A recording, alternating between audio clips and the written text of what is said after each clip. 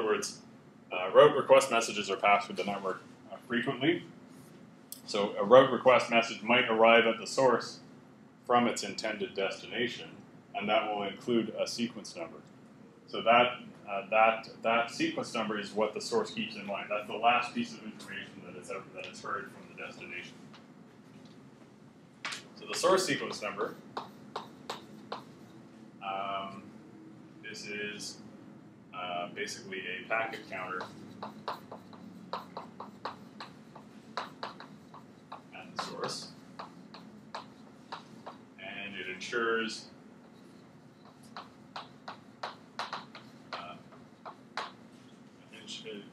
that neighboring nodes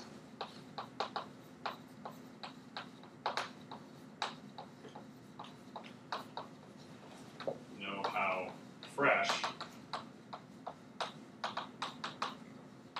their contact with the source is.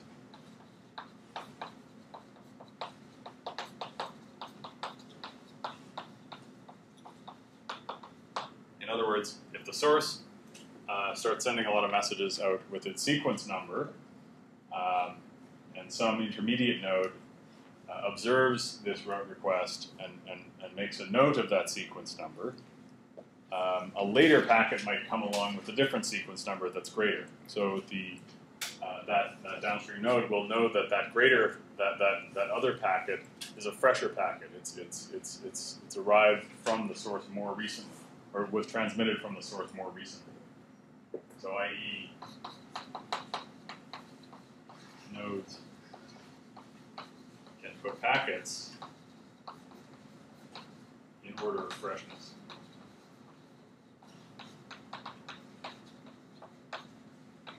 So this is key.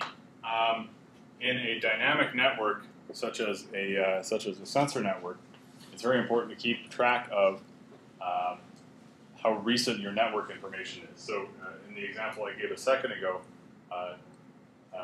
routes can appear and disappear, or routes can disappear all the time. So if you're relying on old information, you might be relying on a route that no longer exists.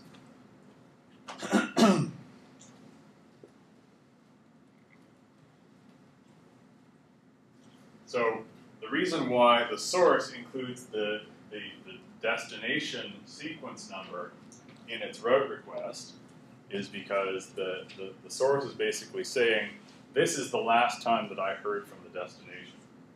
So if someone else out there says, oh, I have a route to your destination, but their destination sequence number is actually less, then in fact that route is assumed to be stale. In other words, it's based on older information than the source itself has. Can you explain SSN again? Like, what exactly do you mean by packet counter? It's like, so in other words, a sequence number is basically incremented every time a node sends a packet. Oh, okay. So it's basically a running count of the packets sent. So in other words, let's say I get a packet from the source with sequence number 1000, and then later on I get a packet from the source with sequence number 1100. Then the one with 1100 is obviously more fresh because it was sent more recently. On the other hand, if later on I receive a packet from the source, or I observe a route from the source with sequence number 900, then that's obviously more stale than my most recent information because it was set up earlier. It was set up before that last packet arrived at. So can two nodes have the same SSN then? So it's the route.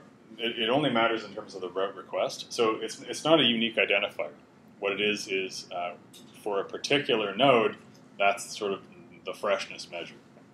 So it's always packaged in something like a route request, where you have the source address, the destination address, and the source sequence number. So in other words, all of this information uniquely identifies the source, and this is like the best before date, kind of like that. So, sequence number is dependent on a specific source? No. So as I just explained over there, it's just a packet counter. It's constantly incremented. So, for example, if you were initially the source, then that was the packet counter you had. But when if the source changes and if there is another right. So if the source, if the source changes, the route actually changes, right? So all of this information is packaged together into the route request, and the source sequence number is not identifying, is not a particular identifying feature of the route. It's the source and destination. The source sequence number just gives you like the freshness of the route. So by source, do you mean the node sending the request, or? Yes, the node sending the request. So it's like the source and the destination are the two endpoints of the connection. Every intermediate node will keep their most recent source sequence number from both the source and the destination, so you can measure how recent all the information is. So every node can keep more than one routing information then? Basically, they only store the sequence numbers, and in fact, they can drop the sequence numbers over time. So, like, it's not necessarily true that you will have that all these numbers will be stored. You could say, I don't have one. That's a valid answer. Okay.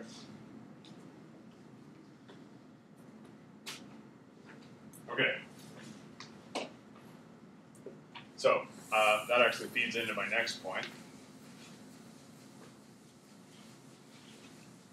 which is that the route request, RREQ, is identified by the source address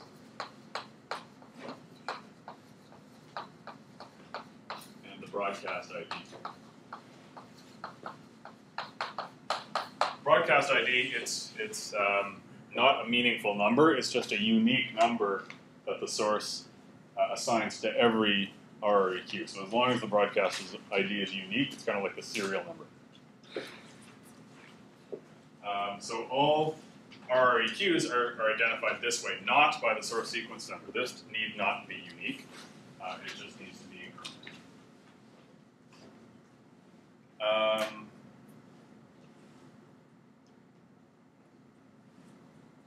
So what will happen is that if you're lucky enough that a neighbor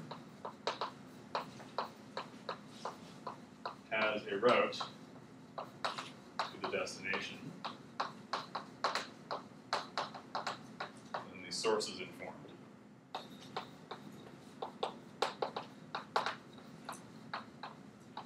In other words, that's this scenario. So my source is here, my destination is over here, and there's some route to the destination that originates at that node.